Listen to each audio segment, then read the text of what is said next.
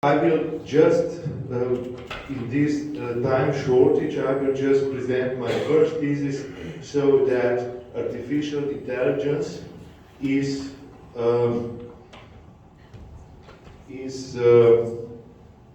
genuine intelligence. So I have here PowerPoint, but I don't know how to manage it from here. You not have that, you will help me.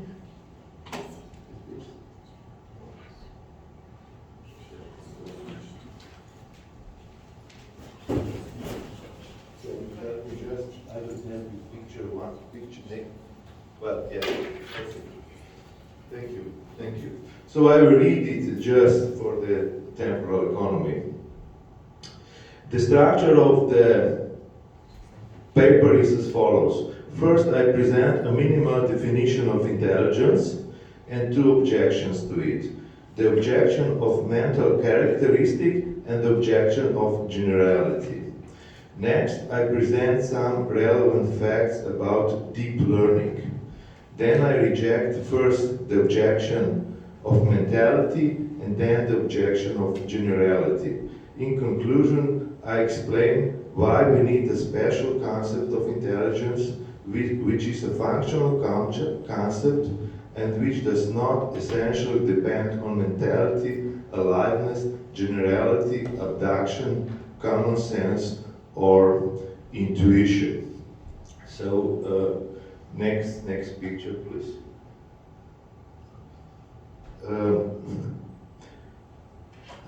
And the next picture.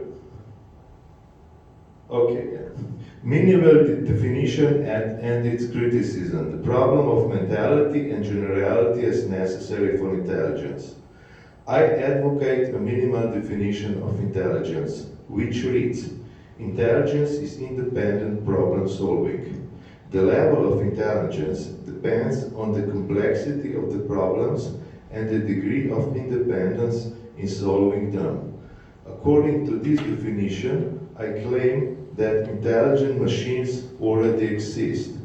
These are AI systems that are capable of deep learning.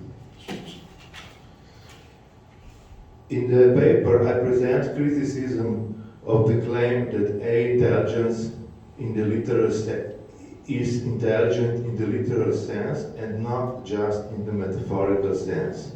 These criticisms are based on objections that can be divided into two basic groups.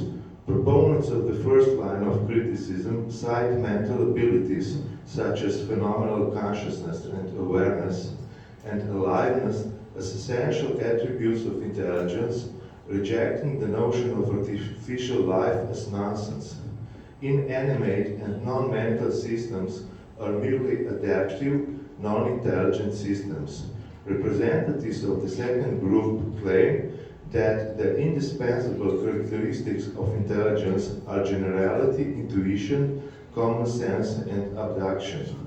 I analyze the aforementioned criticisms and conclude that their proponents had not given good reasons against the minimal definition. Deep learning.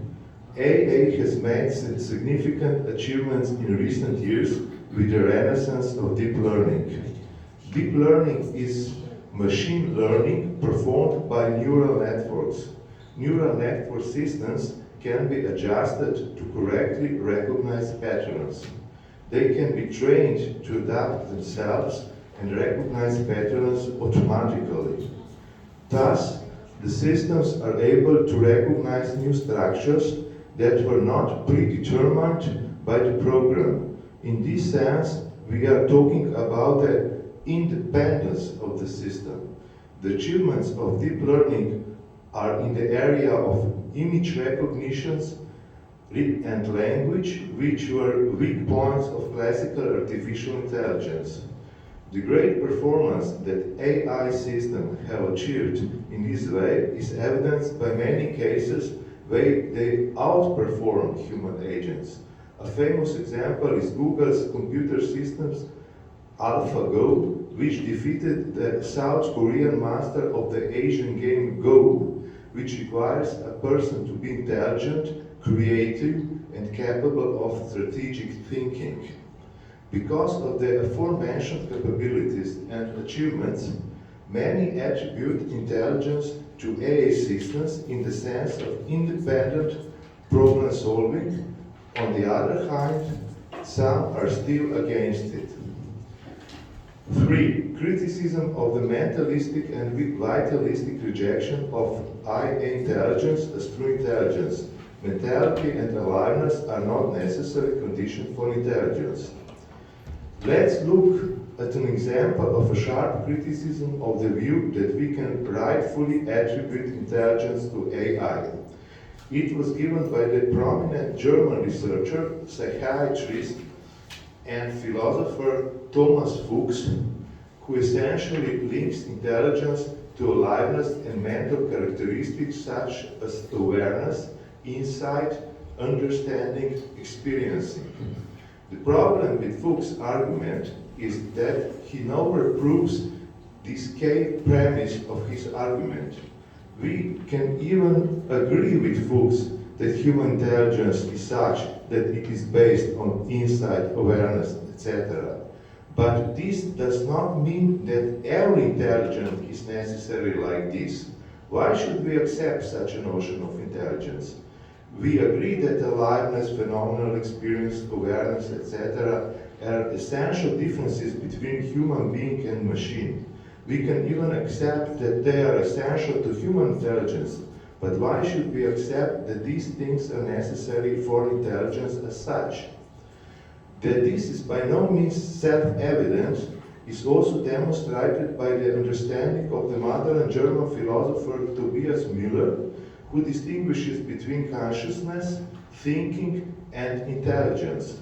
Constituent parts of consciousness and thinking, as these two terms are used by Müller, are described by the terms such as experience, German Erleben, qualitative or phenomenal experience, qualia, and a special way of phenomenal experience, how is it to be, what is likeness, made famous with Thomas Nagel, subjectivity, awareness, understanding, insight, reflection, etc.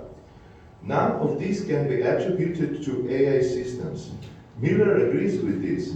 However, he does not conclude from this, as does Fuchs, that we cannot attribute intelligence to AI. Miller believes, like myself, that intelligence can also be attributed to AI in certain sense by analogy with human intelligence, although he points out that we must be aware of all the differences between human intelligence and artificial intelligence. But nevertheless, he accepts the definition of intelligence as independent problem solving given by the scientist and philosopher Klaus Meinzer, and does not list awareness and other mental qualities as its necessary conditions. Even if we accept that solving problems independently is a sufficient condition for intelligence, we can nevertheless maintain the claim that machines are not like humans, that AI is not capable of things that are crucial for humans and their intelligence, that we can't upload human mind to a computer, etc. However, all that doesn't mean that artifacts can be intelligent. Human intelligence is different from AI intelligence, but that doesn't imply that later isn't intelligence. The level of intelligence depends on the level of independence, the level of complexity of the problem, and the level of efficiency of the problem-solving processes. As Miller points out, already the very use of the terms independent and problem places intelligence in the achieving goals and rationality set, because the very process of solving a problem implies reaching a goal and overcoming obstacles. This means that a certain goal must be achieved with suitable and as effective as possible means and methods. Problem solving is originally located in the conscious life process of a goal-oriented being. which seeks a certain solution by itself by imagining and anticipating future situations. Even if in many cases the solution can be found with the help of a computer, the computer is only a tool with which we can calculate certain aspects of the original problem that can be quantified. However, this dependence on the human context of the problem does not exclude, according to Miller, that we can analogously attribute intelligence to the computer as far as we refer to its ability to efficiently perform certain calculations that concern some partial aspects of the human problem. In this analogical transfer, however, we must take into account that the meaning of the word independently changes in the context of AI. Autonomous here means the search for new patterns of data predetermined by engineers and programmers, while in a living being it means an actual intrinsic activity embedded and integrated into its life process. Fuchs' mistake is to vitalize and mentalize the concept of intelligence, which as such, in its content or essence, is neither vitalistic nor mental, but a functional concept. The term intelligence refers to practical ability in the context of problem solving. From the fact that the only intelligence we knew before the advent of computer was the intelligence of living and mental beings, Fuchs makes unwarranted generalization that this is the only possible intelligence. He humanizes intelligence as such without justification. He anthropomorphizes it. From the fact that the human intelligence is accompanied by awareness, insight, understanding, etc., he concludes that this applies to intelligence as such. However, he does not provide any arguments for this conclusion, and the reference to self-evidentness, as already said, has no real weight and is not convincing. Generality. Another line of argumentation against the minimal definition, which I am defending, this minimal definition, is based on the claim that generality is an essential characteristic of real intelligence or intelligence as such. In order to achieve its goals, each machine learning system needs to learn something specific. Researchers call this biasing the machine. Biasing the machine. Bias in machine learning means that the system is designed and adjusted to learn something specific.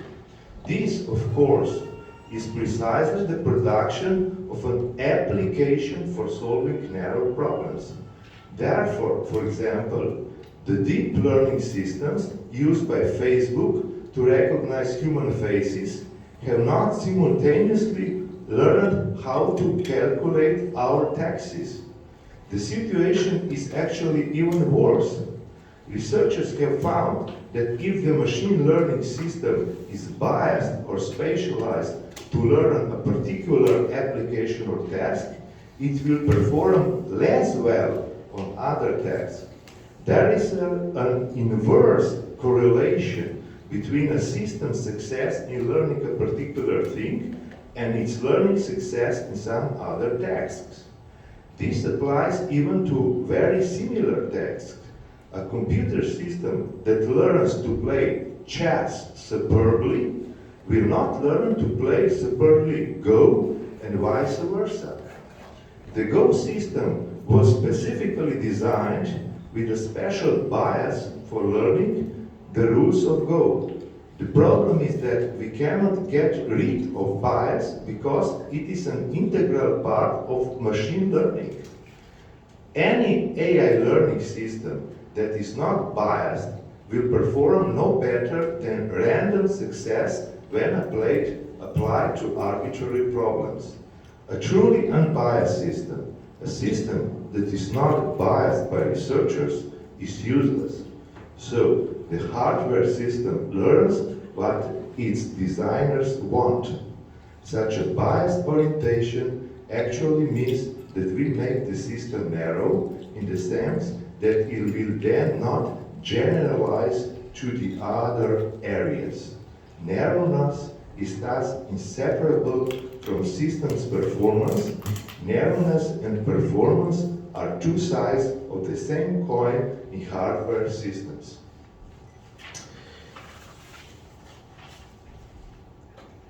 Generality of intelligence requires abduction. Abduction is a special type of reasoning that is neither deduction nor induction. It is a kind of guess, but not a bare guess. It's, as colleagues said, it's pattern thinking, also a good description. In short, it involves intuition, analysis, and common sense. To design a general AI, we would need such a theory of abduction that would be useful for engineers and programmers to be able to design a general IA. However, we do not have such a theory, and according to many top engineers and programmers, it is far from being in sight. So we lack, as Eric J. Larson has noted, a fundamental theory for the design of general IE. Generality is an essential characteristic of human intelligence, and the creation of a general AE is out of the question within the current paradigm. Therefore, it is not reasonable to accept the emergence of human-like intelligence, let alone a superintelligence that would surpass humans immeasurably in all aspects. But there is no good reason to extend the generality, which is an essential attribute of human intelligence, as an essential property to intelligence as such. We could commit a similar mistake as Fuchs, albeit focusing on other aspects of human intelligence than Fuchs. We would humanize the concept of intelligence as such for no good reason. Conclusion.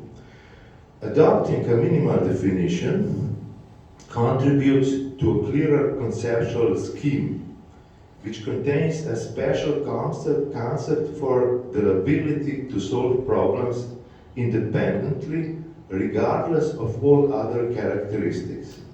It is an important capability that marks a qualitative difference between entities that possesses it and those that do not.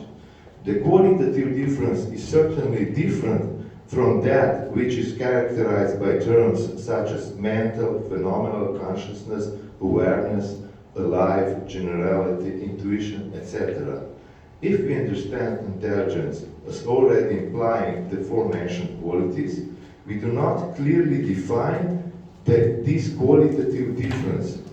But if we agree that it is useful and even necessary to use a special term for independent problem solving, what term is a better candidate than intelligence? Therefore, we conclude that a conceptual scheme that does not contain the concept of intelligent in the sense of the minimal definition is in an important respect unclear and unnatural. Unwavering rejection of a conceptual scheme that is natural and clear may indicate the presence of prejudice. However, we will not cope with the dangers, challenges and problems brought by the development of artificial intelligence by cultivating prejudices and renouncing the real, natural and reasonable use of concepts, which would mean a kind of cheating, but by biasing our critical attitude of philosophy and public theology on the acceptance of reality, which, among other things, brings the challenge of artificial intelligence in the literal sense of the word. The critical point must be aimed at using the spread of claims about intelligent artificial intelligence for ideologies and actions that threaten humans and respect for their dignity. Examples of such ideologies are theories of some transhumanists. The problem is not the acceptance of artificial intelligence and intelligence, but the interpretation of the implications of this acceptance and their abuse. Thank you for your attention.